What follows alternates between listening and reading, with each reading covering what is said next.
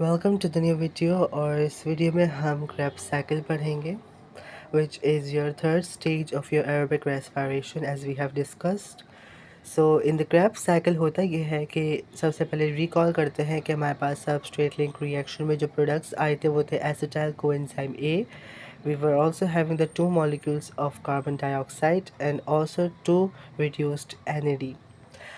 In the Krebs cycle, what's happening? Which basically it's a cycle in which the acetyl coenzyme A reacts with the 4 carbon molecule, releasing your coenzyme A and producing 6 carbon molecules that enters the Krebs cycle.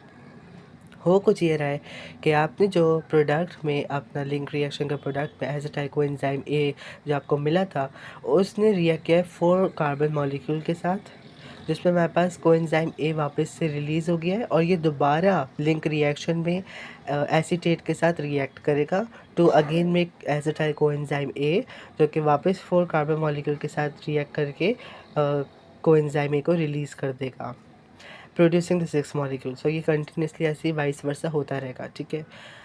That enters the Krebs cycle. अब Krebs cycle समझते हैं, what is Krebs cycle?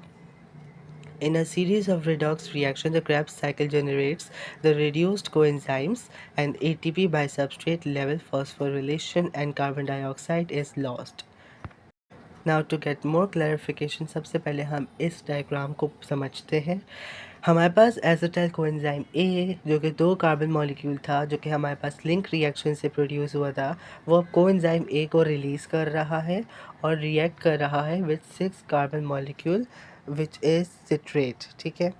अब 6 carbon molecule बन रहा है जो कि citrate है जिसका नाम, ठीक है, और ये प्रोड्यूस कर रहा है कार्बन डाइऑक्साइड, जहाँ NAD इसका हाइड्रोजन कैरी करके NADH बना रहा है, यानी रिड्यूस्ड NAD हो रहा है, और ये बन रहा है 5 कार्बन मॉलिक्यूल्स, क्योंकि इसका एक कार्बन कार्बन डाइऑक्साइड की तरह से रिलीज़ हो गया है।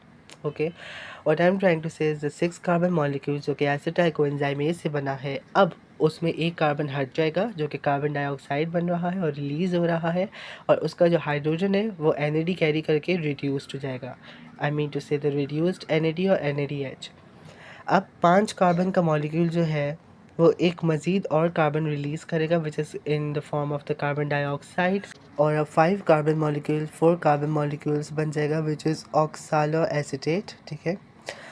और इसमें बात समझने की ज़रूरत है कि जब 5 carbon molecules again 4 carbon molecules बन रहा है, यानी एक कार्बन रिलीज़ कर रहा है, तो इसके साथ साथ हमें ATP भी बन रहा है यहाँ पर, ठीक है। हमें ADP रिक्वायर है जो कि फॉस्फेट के साथ रिएक्ट करेगा टू मेक ATP मॉलिक्यूल, और NAD वापस रिड्यूस्ड NAD बन जाएगा, जहाँ पर FAD रिड्यूस्ड FAD बन जाएगा, और दोबारा NAD रिड्यूस्ड NAD बन जाएगा। ये क्यों हो रहा है? क्योंकि 5 कार्बन मॉलिक्यूल्स पर सिर्फ कार्बन अटैच नहीं होता, हाइड्रोजन्स भी अटैच होते हैं, ठीक है।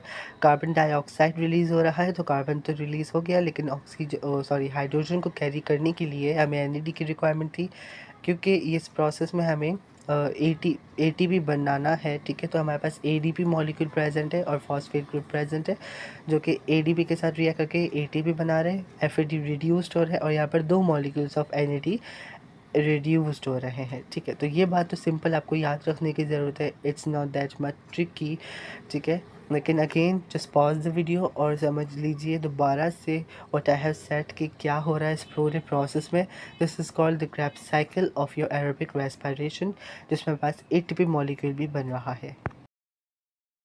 तो फाइनली अब हमारे पास जो प्रोडक्ट्स ऑफ क्रैब साइकिल है, दैट प्रोडक्ट्स पर cycle are 3 molecules of reduced NAD, 1 reduced FAD, 1 ATP and 2 molecules of carbon dioxide।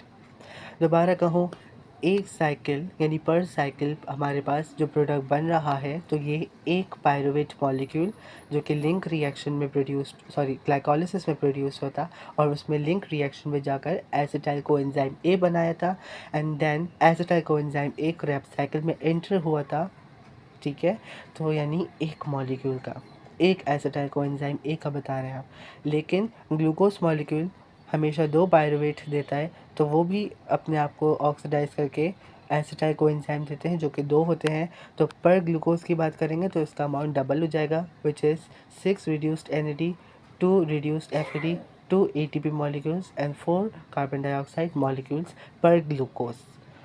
Examiner आपसे थ्योरी में स्पेशली इन पेपर 4 आपसे काफ़ी दफ़ा ट्रिकी क्वेश्चन इस तरह से आता है कि वो आपसे पर ग्लूकोज या पर साइकिल लिखता है, बच्चा उस पर फोकस नहीं करता और वो सिर्फ एक रट्टा मार के आता है, देख कर याद कर लेते हैं कि भाई क्रैप साइकिल में पर साइकिल ये अमाउंट होता है।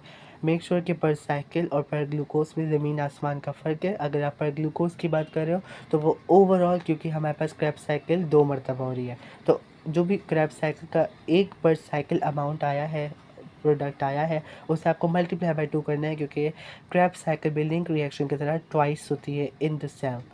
सो दैट्स एरोबिक रेस्पिरेशन। इसकी लास्ट चीज़ ऑक्सीडेटिव फॉस्फोरिलेशन है, which we will recover in the next video. I hope that you learned in this video. If not, comment section is open for you. Do subscribe this channel and also do not forget to click on the bell icon to be notified on time. Till that, take care.